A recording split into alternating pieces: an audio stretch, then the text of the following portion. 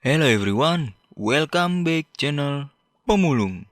Kali ini gue mau nge-review film Merdeka nih gengs, yang digarap oleh Yadi Sugandi, Conor Alain, dan dirilis pada tahun 2011. Gue mau nge-review tentang kemerdekaan Indonesia nih gengs, karena sedikit lagi Indonesia bakalan ulang tahun yang ke-76.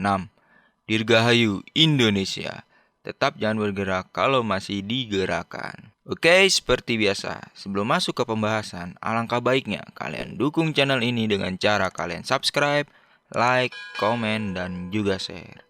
Langsung saja gengs, let's go!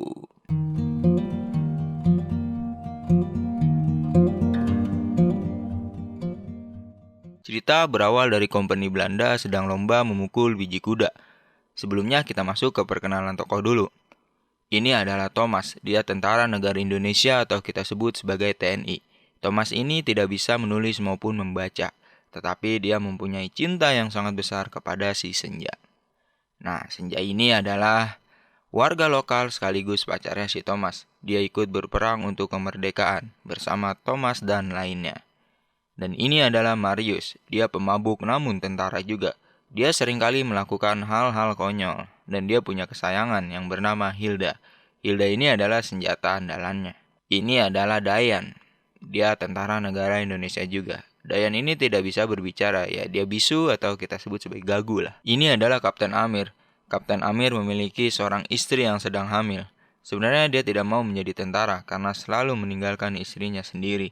Dia ingin menjadi guru sesuai dengan kemauan istrinya. Cerita berawal dari Senja, Marius, Dayan. Mereka sedang menyamar menjadi pelayan kompeni Belanda ini. Ya, ini adalah misi pertamanya. Di sini mereka mencoba untuk mencuri sebuah peta, di mana di dalam peta itu terdapat markas musuh kompeni Belanda.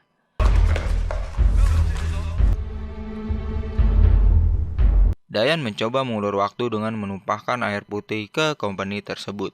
Di satu sisi, Mario sedang menyalin peta itu. Ulur waktu. Zelfs een ander meisje fantastisch.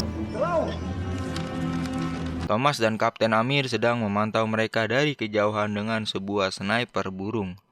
Mereka berdua terjebak dalam perdebatan karena Thomas ingin menghajar mereka semua, tetapi Kapten Amir bilang kalau mereka jumlahnya lebih banyak. Kita tembak sekarang. Kita harus mundur. Kalau Budi tertangkap hidup-hidup. Senja, Marius, Dayan mencoba kabur lewat pintu belakang dan mereka ke pekarangan kuda ternak. Sampai di kuda ternak, mereka baru ingat di mana Budi. Budi ini salah satu penyamaran juga, tetapi Budi masih amat sangat kecil. Di sini dia ketahuan dan dia mau dieksekusi oleh Belanda ini. Tetapi di sini Kapten Amir mengeksekusinya terlebih dahulu karena Budi sudah siap. Budi lebih baik mati dibandingkan harus disiksa.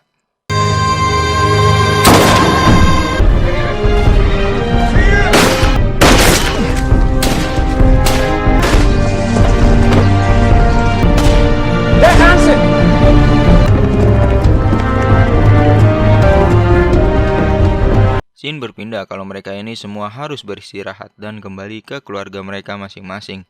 Kapten Amir pulang ke pelukan istrinya. Asal jangan jadi tentara. Sini Thomas, itu dapur. Sedangkan Thomas jalan dengan Senja. Di saat mereka jalan, mereka menonton gamelan, makan gulali. Tetapi di satu sisi Kapten Cupu ini melihatnya. Ya, gua katakan cupu karena ketika perang di Semarang dia paling berani untuk mundur. Di sini Senja marah karena Thomas begitu peduli untuk Senja tidak ikut berperang.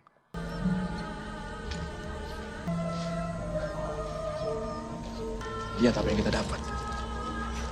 Tidak sopan tahu. Kau pikir cuma laki-laki yang jadi korban perang? Kita cuma mau jaga Ngana. Tiba saatnya mereka bertiga datang ke tempat kopi.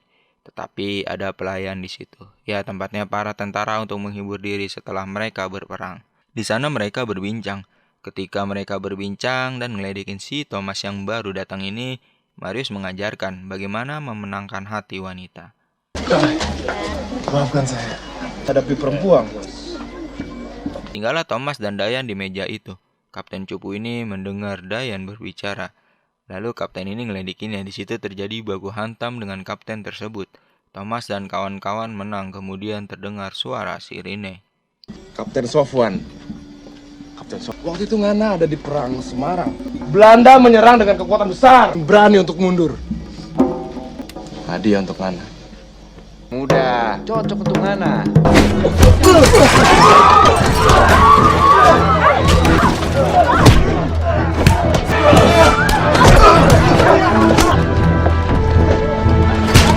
Keesokannya mereka bertiga datang dan dipanggil oleh komandannya.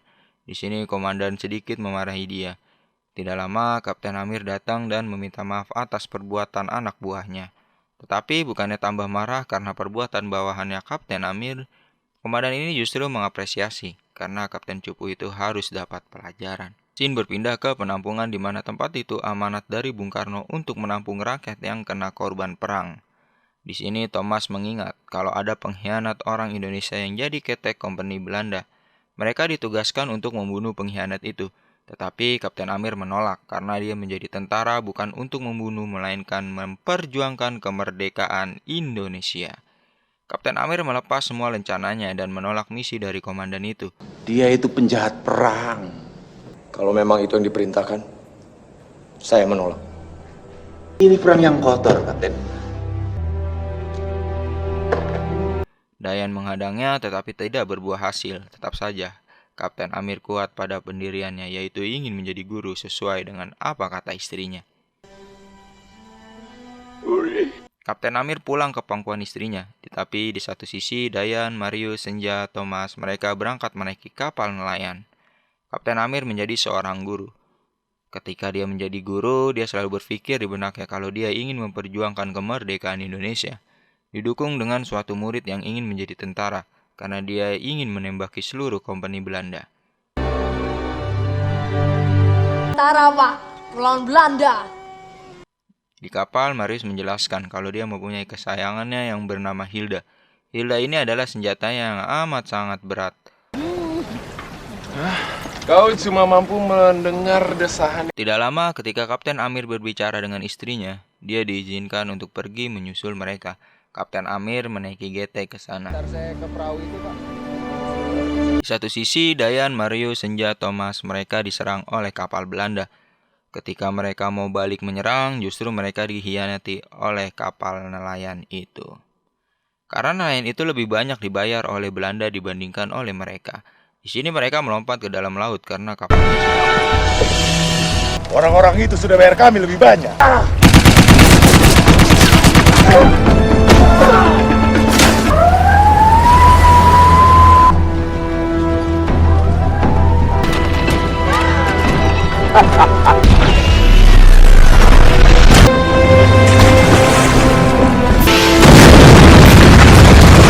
Tiba di suatu pulau tempat kediaman musuh kompeni Belanda ini, Marius terkena meriam kapal oleh Belanda.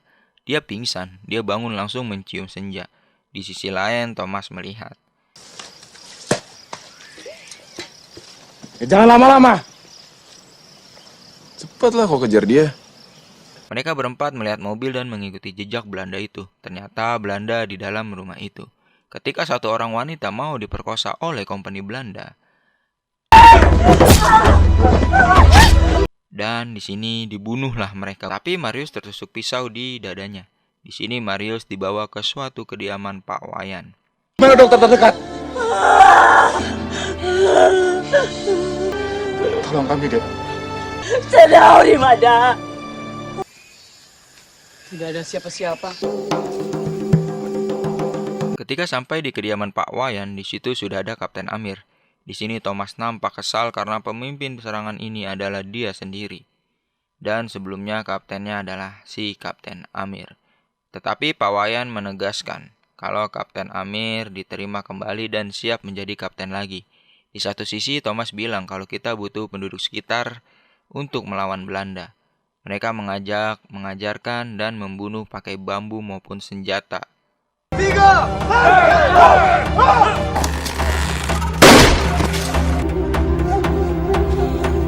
Di kediaman Pak Wayan, Amir bilang kalau warga Pak Wayan harus dipindahkan ke tempat yang aman. Kita harus mengungsikan mereka ke tempat yang lebih aman. Scene berpindah di suatu tempat di mana di situ Senja menyamar sebagai ibu-ibu yang menggendong anak. Ketika Belanda datang, Senja langsung berendet senjatanya yang dia sembunyikan dari gendongan itu. Di sini Belanda diserbu oleh warga yang di bawah kepemimpinan Kapten Amir.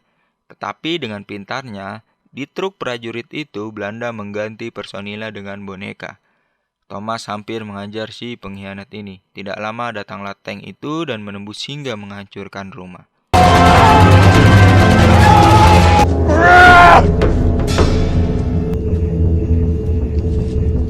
Di sini terjadi perang antara pejuang kemerdekaan dengan kompeni Belanda. Tank mulai menembaki mereka semua. Marius membrandet kompeni Belanda itu dengan si Hilda. Tetapi ketika Marius membrandet, tank itu menembak ke arahnya. Dia hampir terbunuh. Tetapi di sini si Hilda atau senjatanya itu hancur. Dayan tertembak tank dan melihat wanita itu dikejar-kejar oleh kompeni Belanda. Ia langsung menghampiri lalu menyelamatkannya. Marius baku hantam dengan pengkhianat itu. Ya, walaupun Marius masih ada luka tusuk, dia tetap berjuang demi kemerdekaan. Kapten Amir dan Pak Wayan mencoba untuk membunuh senjata semburan api itu. Ketika Pak Wayan mengalihkan, Kapten Amir menembak gas yang dipakai Belanda itu. Mereka berdua berhasil. Suatu ketika Pak Wayan ditembak basoka di lain sisi. Kapten Amir kesal dan menghampiri orang yang memegang basoka itu untuk membunuhnya. Di sisi lain, Thomas memberi semangat kepada Senja. Kapten Amir berhasil untuk membunuh basoka tersebut. Tetapi ketika dia sembunyi, dia hampir dibunuh. Dan untung saja ada Senja yang menolongnya. Gantilah Senja mengambil basoka itu dan menembak ke tank tersebut. Di sini pejuang kemerdekaan menyerbu kompeni Belanda. Thomas mengajar habis kolonel Belanda tersebut dan menembak lewat tank ke mobil ketika kolonel mau kabur. Di akhir cerita, Belanda menyerah di tepi laut itu.